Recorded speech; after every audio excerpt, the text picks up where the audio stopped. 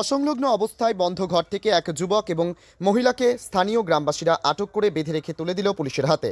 মোটা অঙ্কের টাকা উপার্জনের লোভে আগরতলা শহর সহ ত্রিপুরার বিভিন্ন জায়গায় আনাচে কানাচে ঘর ভাড়া করে সেক্স র্যাকেটের ব্যবসায় মেতে উঠেছে একাংশ বিবাহিত মহিলা থেকে শুরু করে উঠতি বয়সের যুবতীরা। আর ওই সমস্ত বিবাহিত মহিলা এবং যুবতীদের কবলে পড়ে নষ্ট হয়ে যাচ্ছে একাংশ যুব সমাজের ভবিষ্যৎ। কয়েকদিন আগেও আগরতলা আইজিএম হাসপাতাল চৌমুহনী এলাকা থেকে দেহ ব্যবসার কাজে লিপ্ত কয়েকজন যুবতীদের আটক করে পুলিশের হাতে তুলে দিয়েছিল স্থানীয় এলাকাবাসীরা।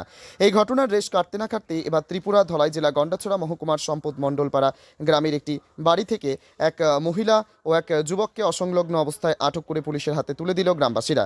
জানা গেছে সম্পদ মণ্ডলপাড়া গ্রামের বাসিন্দা মোহনবাসী দাসের ছোট ছেলে দিলীপ দাস এক মহিলাকে নিয়ে বন্ধ ঘরে প্রায় সময় অসামাজিক কাজে লিপ্ত হয়, যার কারণে গ্রামের পরিবেশ নষ্ট হচ্ছে। এ বিষয়টি গ্রামবাসীরা নজরে আসার পর গ্রামবাসীরা সবাই একত্রিত হয়ে মোহনবাসী দাসের বাড়িতে হানা দেয়।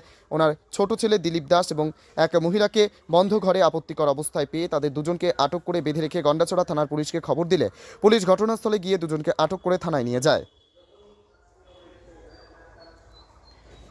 ত্রিপুরা থেকে সুব্রত দাসের সাথে বিক্রম কর্মকারের report, crime press Bengal news.